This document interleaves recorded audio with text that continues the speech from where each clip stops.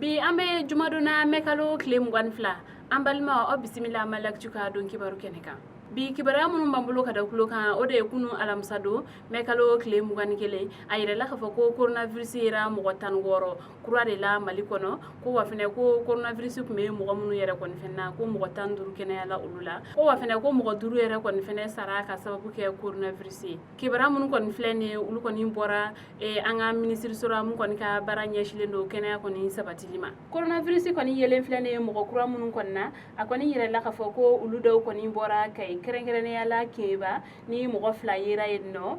segu mo fla bora yenno fene gaw mo kelen bora yenno Tombouctou kerengere yala gunda mo fla bola yenno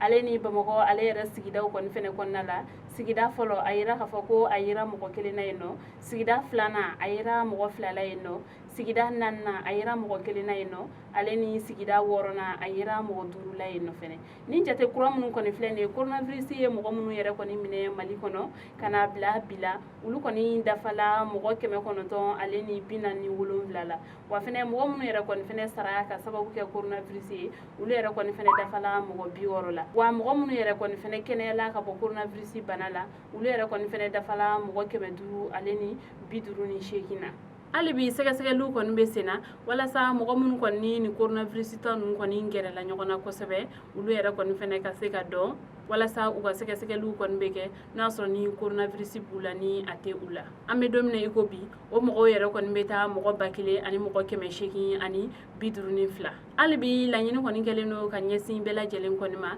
wala sa ni banay kon ko lo kon be sega noya anga seka jamana nyamo ulu kon ka tabulu kro ka ulu kon matrafa ale ni sanya walu fene kibara wera mbambulo kada ukulo kan ode mali furuba chaka rom kon beno nango mako office central des stupefiants ni ale kon ka baranya shilendo drogu ale kon ni fraxe jugu kon inkele lima kabo mali kono ale kon ni kuna fundi do kon ke kunu kuna funi mun kon be talike uga sante mele kon ni barola ni oye sam bafla ale ni tan kon ton barawiye ale ni uye gele mun kon fene soro o baran kon konala ni chaka ro kon ni nyama ba ale kon ayire ka fo ko sante mele re kon konala ko ulu koni yo utegeda drogu koni sugoya chama kon fene kan ale ni fraxe jugu koni fene chama kerengere ne ala cannabis ulu koni mu minola aka chani toni ndure heroin fene la uyo o klo woromne ale ni cocaine o ere kon fene mu minela o ka chani klo dure ale ni ashis fene o fene mu minela o ka chani klo biolon vlani dure ko wa fene ko fraxe jugu ulu ere kon fene chama minela ina fo tramadol jazepam aleni ephedrine ona nyogona chama ko wa fene ko ni drogu nun ko ni mineli ko ni senfe ko tege ko ni dara ni barajugu kala nun ko ni chama ka ko mo munu yere ko fene minela akoda fe ko ulu yere ko beta mo keme aleni bi konontoni worola ko wa fene ko o mamun ko ni fleni ko ayire la ka fo ko mo yere ko fene bala ko ulu yere ko te malien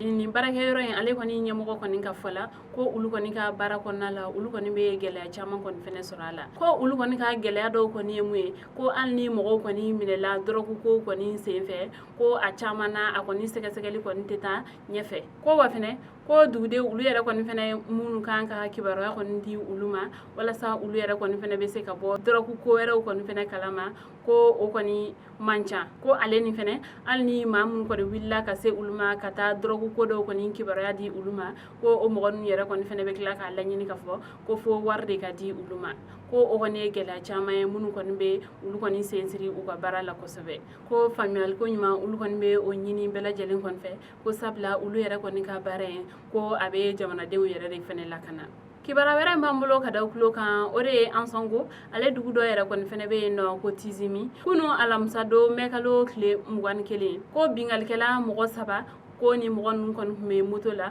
ko ulu kon tara do ni dugu kon kono ni ka bingal ke waleta ka dugu de kon segere kibara mun kon sirama ulu kon ne ayire ka foko ni kera shufelare la ko ni ma saba nun kon tara dugu kono ni